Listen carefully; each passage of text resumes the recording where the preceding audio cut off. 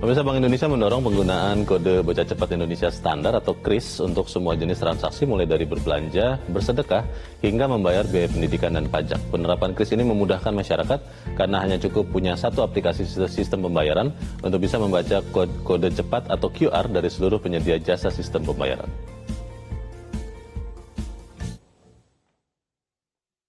Maraknya penggunaan dompet digital untuk berbelanja makanan dan minuman membuat sebagian orang berharap dapat membayar biaya pendidikan dengan dompet digital. Kini harapan itu terwujud seiringnya hadirnya kode baca cepat Indonesia Standar atau KRIS yang bermitra dengan operator dompet digital dan perbankan. Lembaga pendidikan maupun masyarakat cukup punya satu aplikasi sistem pembayaran sehingga memudahkan dalam bertransaksi. Selain berbelanja dan membayar biaya pendidikan, KRIS juga sudah dapat digunakan untuk membayar pajak kendaraan bermotor serta biaya perpanjangan SIM dan SKCK. Salah satu penyedia jasa dompet digital, Link Aja, mengaku ingin memperluas cakupan penggunaan dompet digital dengan menyasar pembayaran pajak maupun retribusi daerah. Bank Indonesia yakin penerapan KRIS bagi pembayaran pajak membawa banyak keuntungan. Salah satunya terhindar dari pungutan liar dan setiap transaksi tercatat secara otomatis. Tim Liputan Metro TV.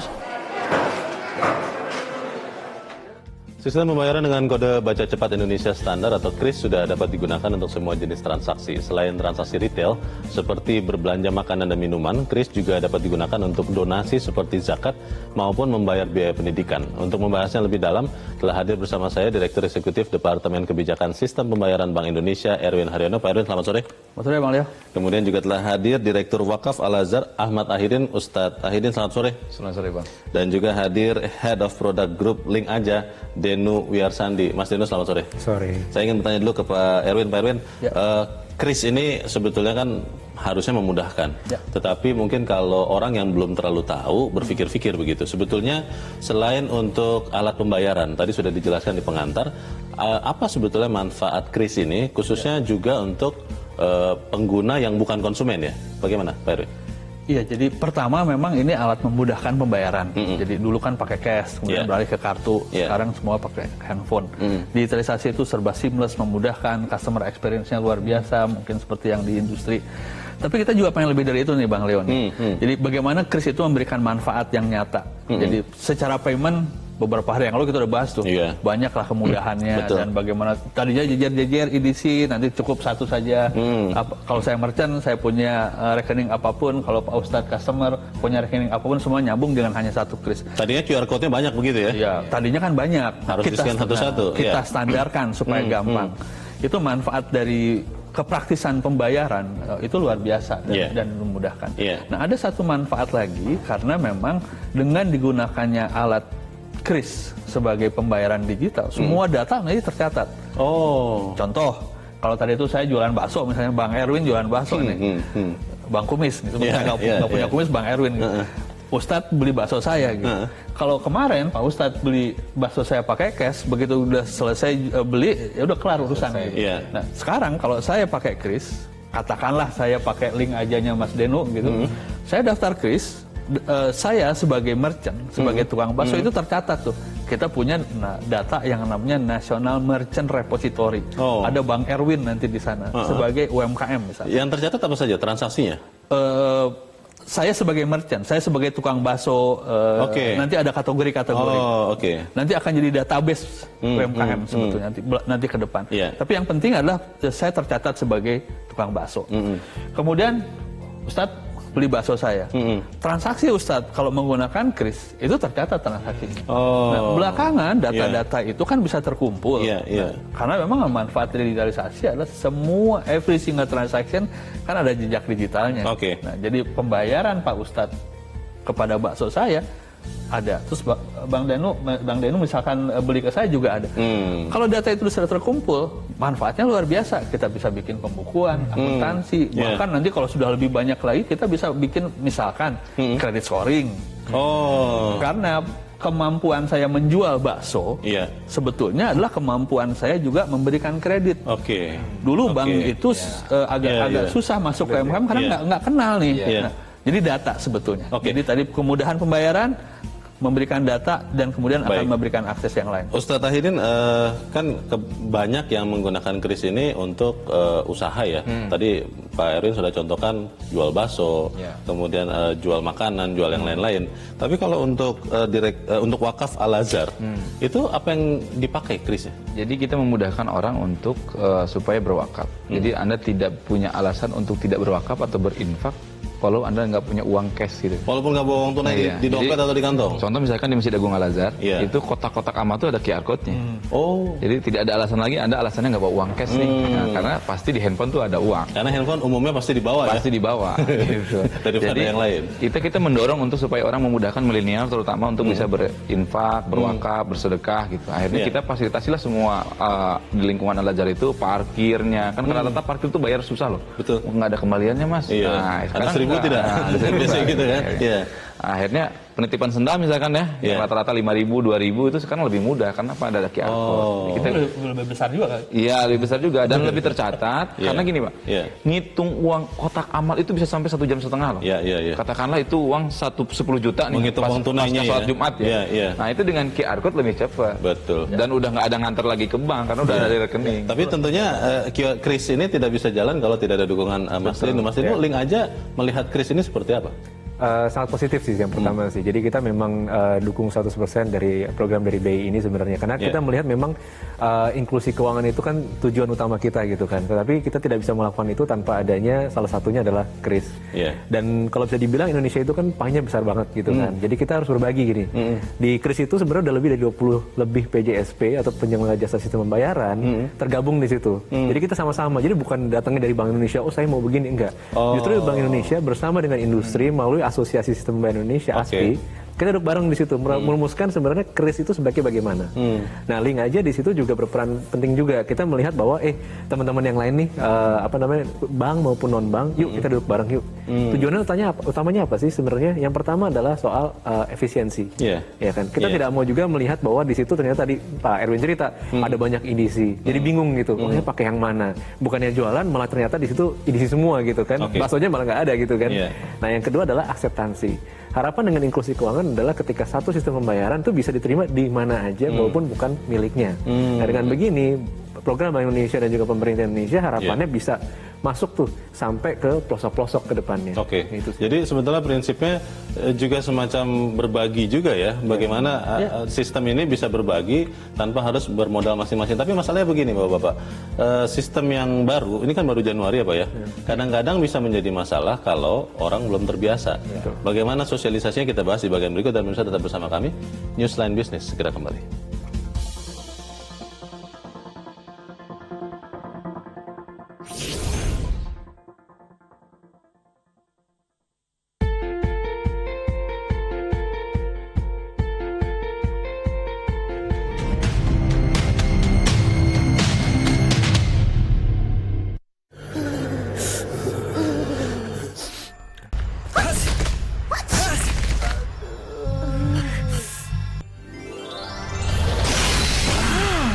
Ultraflu, flu reda, lega rasanya.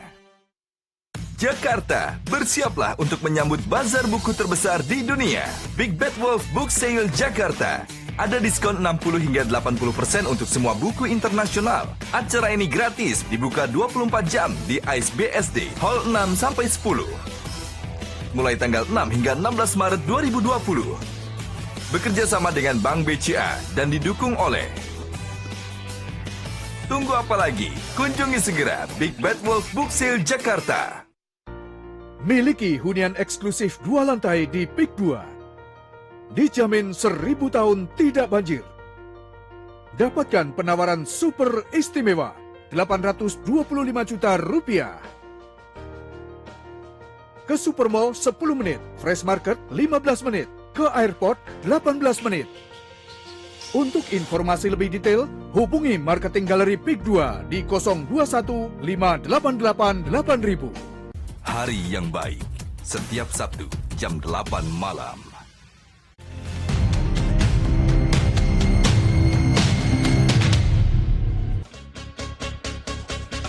Terima kasih pemirsa, Anda masih bersama kami di Newsline Business. Pak Erwin, sosialisasi KRIS ini itu sudah berjalan dan akan berjalan yang saya dengar. Bagaimana Pak? Chris tadi di Bang Leo bilang mulai 1 Januari. Sampai sekarang sudah hampir 3 juta merchant yang tergabung di situ dalam waktu yang sangat singkat.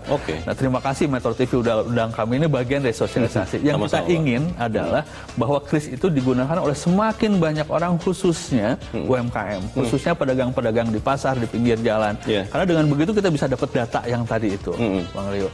Dan tadi menciptakan sebetulnya digital transformation untuk ekonomi Indonesia, wabil khusus UMKM. Itulah definisi baru dari financial inclusion. Gubernur kami mengatakan itu economic inclusion. Jadi financial inclusion bukan hanya sekedar dapat rekening gitu, tapi kemudian mendapatkan manfaat. Tadi itu dapat kredit dan sebagainya. Jadi semua tentang data-data pencatatan. Pak Ustadz punya poin yang bagus tuh kayaknya itu. Apa itu Ustadz? Kalau kita melihat kris ini sesuai dengan syariah Islam sebenarnya. Karena ada ayatnya. Idza tadayantum bidainin ila ajalin musamma faktubu. Apabila kalian berhutang atau bertransaksi gitu, ila ajalin musamma sampai batas waktu tertentu, maka faktubu harus tercatat. Nah, ini keunggulan krisnya ada tercatatnya. UMKM kan rata-rata kelemahannya pencatatan. Nah, ini alhamdulillah bisa ada pencatatan yang langsung otomatis. Kalau untuk Al-Azhar selain tadi ya untuk pembayaran berbagai bentuk, ada rencana-rencana pengembangan lain tidak untuk menggunakan kris ini? Ada, kita akan misalkan guru-guru atau orang tua wali murid itu cukup dengan website kita ada namanya Salam Al-Azhar ya. Jadi semua orang tua yang mau daftarkan muridnya itu lewat Salam Al-Azhar itu cukup scan aja di website itu. Jadi udah langsung donasi. Jadi tidak perlu isi 1, 2, 3 otomatis. Ambil kartu, lupa namanya, lupa tanggal lahirnya begitu kan? Bisa langsung mudah bisa seperti langsung itu. tinggal scan aja. Sejauh ini Ustadz ada tidak kendala ketika menggunakan kris ini yang dialami oleh Al-Azhar? Beberapa link aja nih bisa scan. Jadi kelemahannya menurut saya itu adalah dia tidak bisa men-scan di handphonenya sendiri. Tapi ternyata link aja bisa.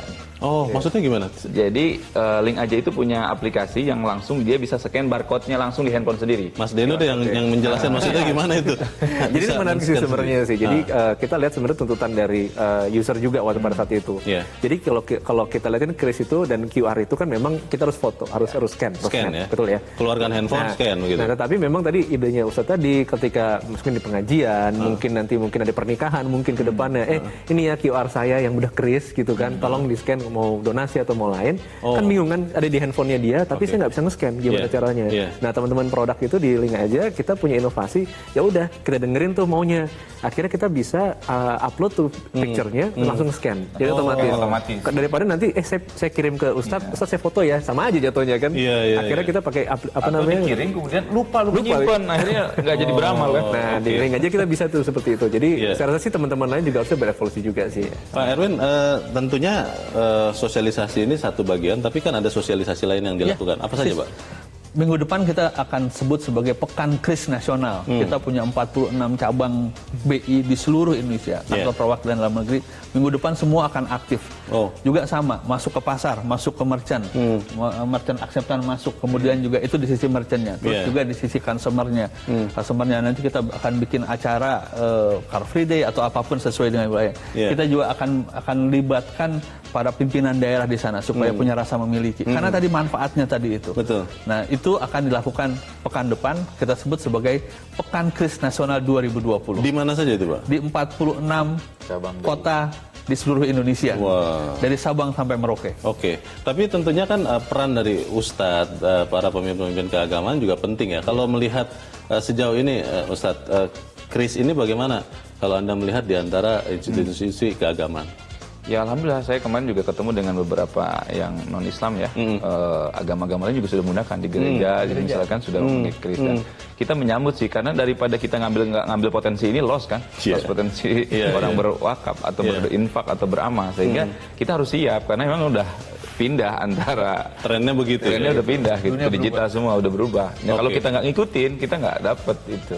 Kalau sejauh ini Mas Denu, apa yang kira-kira bisa menjadi ancaman kalau seandainya kris ini kita lihat sebagai sistem dan ada potential threat di situ? Jadi yang menarik itu memang semua lini industri itu kita harus mendukung lah. Makanya saya rasa sih program awal dari Bank Indonesia ini udah jelas bahwa ini datang harus dari industri bersama dengan regulator. Nah di situ memang kita lihat, kita debat di situ. Kita pas working group kita debat. Jadi kita bilang ya kita harus copot topik kita. Ini untuk kebutuhan nasional sebenarnya. Jadi kita udah memanage risiko lah. Kemungkinan threatnya seperti apa. Karena sebenarnya kan di antara PJSP kita harus jujur akui ada persaingan juga. Pasti ada persaingan usaha. Tapi dengan begitu bagaimana mengenyampingkannya. Makanya di situ ada regulator juga ada di situ, asosiasi ada di situ, kami sebagai industri ada di situ. Jadi kita bahkan kami pun duduk bareng dengan 3 e-money lain. Kita juga gitu, kita pada saat implementasi Kris, kita tahu itu sulit itu mengganti QR yang sekarang kita punya atau teman-teman punya itu yang belum berstandar Kris, harus kita ganti. Jadi kita duduk bareng, bro, ini gimana caranya? Di situ di merchant itu ada 3 nih, punya saya, punya teman-teman. Kalau kita masing-masing kita datang ke sana, costnya sama ini. Efisiensi gimana? Yaudah deh, kita pilih aja. Yang maju, mungkin saya yang sebelah sana gitu. Nah dengan begitu kita kompak gitu. Berbagi ya. Tapi dengan Kris ini kita jadi kompak sebenarnya. Kompak sih. Sebelumnya sudah kompak tapi pura-pura kurang kompak begitu ya sebenarnya ya.